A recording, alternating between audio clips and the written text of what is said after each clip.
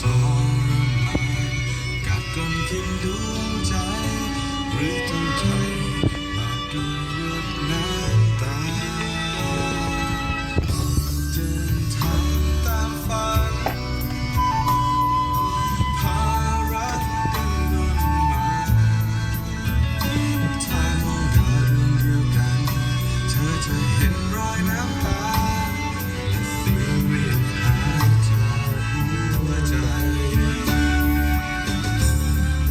ห่างออกไปทุกทีทุกที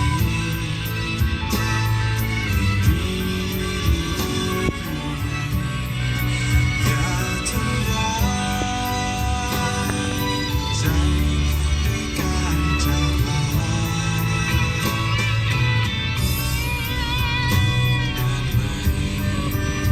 ที่สายลมโชคชะตาจะหวนคืนความรักหวนหากันที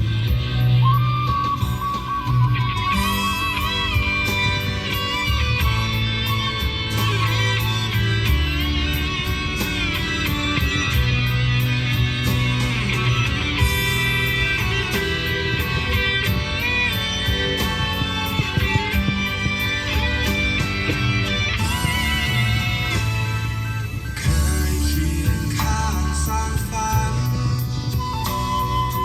หวนย้อนวันเวลาที่เคยพลาดไปไถ่บาปด้วยน้ำตาที่ฉันได้ค่ารักน้อยไปห่างออกไปทุกทีทุกทีไม่ดีไม่รู้อะไรอย่าทำร้ายใจด้วยการจากลา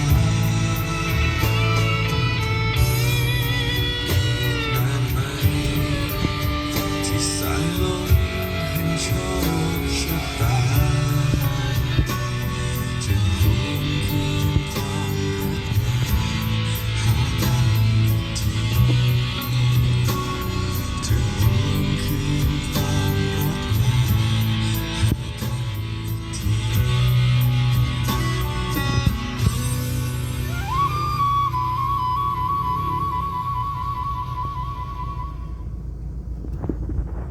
ว้าวอันนี้มันเป็น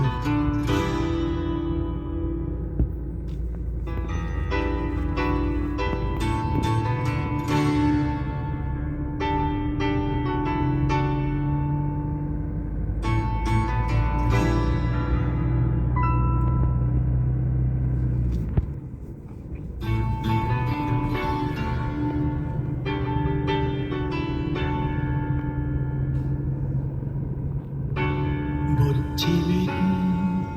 คือบทละครที่สวรรค์กำหนดได้บทที่เหี้ยมโหด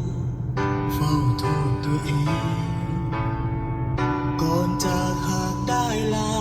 ปัญหาฉันคงทุเลาเพียงได้สบตาทุกข์คงบรรเทาคำว่ารักคงยังไม่พอ เธอคงไม่รับฟังรักคงยังไม่พอแต่อยากจะขอได้พบได้พูดให้เธอเข้าใจให้รู้ในใจยังรักเธออยู่แต่กลัวจะซ้ำเติมทุกข์ให้เธอเจ็บช้ำเพราะรักคงยังไม่พอ